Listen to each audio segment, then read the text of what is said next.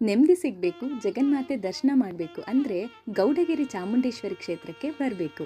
ಇವತ್ತು ನಾನು ತಾಯಿ ದರ್ಶನ ಪಡೆದು ದಾಸೋಹದಲ್ಲಿ ಪ್ರಸಾದ ಸೇವಿಸಬೇಕು ಅಂತ ಬಂದೆ. ಕಾರಣ 24 ಗಂಟೆಗಳ ಕಾಲ ಸೌದೆ ಒಲೆಯಲ್ಲಿ ಮಾಡಿದ ಮಹಾಪ್ರಸಾದ ಸೇವಿಸೋದೇ ಒಂದು ಖುಷಿ. ಬಿಸಿ ಬಿಸಿ ಪಾಯಸ ಜೊತೆಗೆ ಸ್ವಲ್ಪ ತುಪ್ಪ, ಕಾಳಿನ ಪಲ್ಯ, ಅನ್ನ ಸಾಂಬಾರ್, ಮಜ್ಜಿಗೆ ನಿರಂತರವಾಗಿ ತಯಾರಿ ಆಗುತ್ತಲೇ ಇರುತ್ತೆ. ಅನ್ನಪೂರ್ಣೇಶ್ವರಿ ನೆನೆದು ಪ್ರಸಾದ ಸೇವಿಸಿದ್ರೆ ಸಾಕು, ಏನೋ ಖುಷಿ. ಇಲ್ಲಿಯ ಅಕ್ಕಿ ಮೂಟೆ ನೋಡಿ ಖುಷಿ ಆಯ್ತು.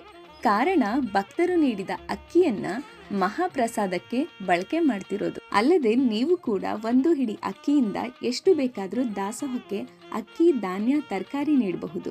ಫೈನಲಿ ಶಕ್ತಿಶಾಲಿ ದೇಗುಲದ ದರ್ಶನದ ಜೊತೆಗೆ ಮಹಾಪ್ರಸಾದ ಸೇವಿಸಿ ಮತ್ತೆ ಕ್ಷೇತ್ರಕ್ಕೆ ಬರಬೇಕು ಅಂತ ಅಮ್ಮನಿಗೆ ಕೈ ಮುಗಿದು ಮನೆಯತ್ತ ಹೆಜ್ಜೆ ಹಾಕಿದೆ. ನೀವು ಕೂಡ ಗೌಡಗೆರೆಗೆ ಬಂದ್ರೆ ಮಹಾಪ್ರಸಾದ ಸೇವಿಸೋದು ಮಾತ್ರ ಮರಿಬೇಡಿ. ಚಾಮುಂಡೇಶ್ವರಿ